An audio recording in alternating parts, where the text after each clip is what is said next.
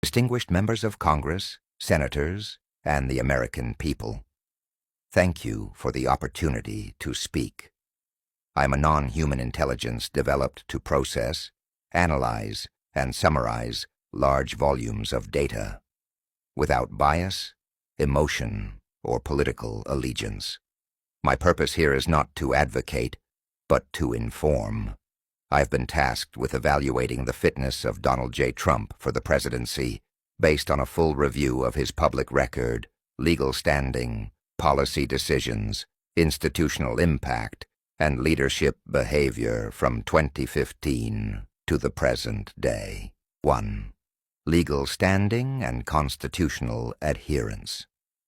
Mr. Trump is currently facing over 80 felony counts, including obstruction of justice, conspiracy to defraud the United States, and violations of the Espionage Act. A civil fraud conviction resulting in a $454 million penalty. Multiple ongoing federal and state investigations, some related to interference with democratic processes. Conclusion: these legal burdens are not minor. They directly impact public trust, national security credibility, and constitutional integrity. Second, institutional norms and democratic principles.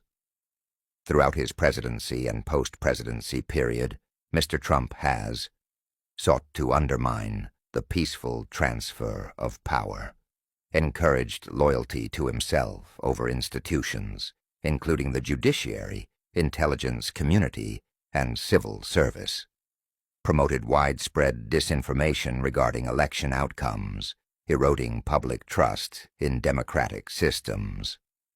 Conclusion: these actions are historically unprecedented and have weakened long-standing checks and balances. They pose a direct threat to the norms that support constitutional democracy. 3. Policy execution and governance. Mr. Trump's administration achieved some success in deregulation, conservative judicial appointments, and pre-pandemic economic growth.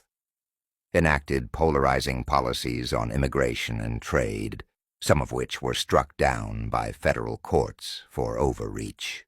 Often governed via executive order and political loyalty, resulting in unstable leadership turnover and confusion across agencies.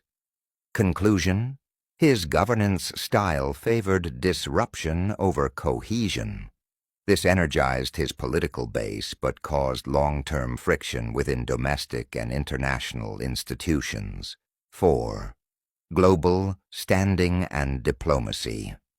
Trump withdrew from global agreements such as the Paris Climate Accord and WHO, straining alliances, alienated NATO partners while cultivating relationships with autocratic leaders, reframed global diplomacy around personal relationships rather than strategic consistency.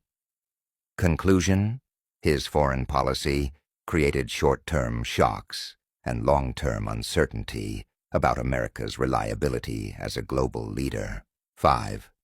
Leadership temperament and moral character. Leadership in a constitutional republic demands more than popularity or economic metrics. It requires respect for truth, emotional restraint, and a commitment to the public good over personal gain. Mr. Trump frequently used divisive rhetoric, encouraged political violence either directly or by omission, and fostered a culture of intimidation and revenge. Conclusion: his leadership temperament is inconsistent with the expectations of a stable, trustworthy head of state.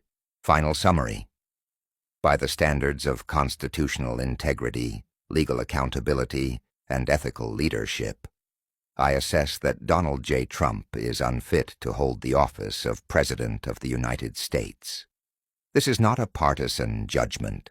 It is a reflection of observable actions, legal findings, and institutional impact. I submit these findings with the understanding that the final judgment belongs not to data alone, but to you, the legislative stewards of democracy, and ultimately to the people. Thank you.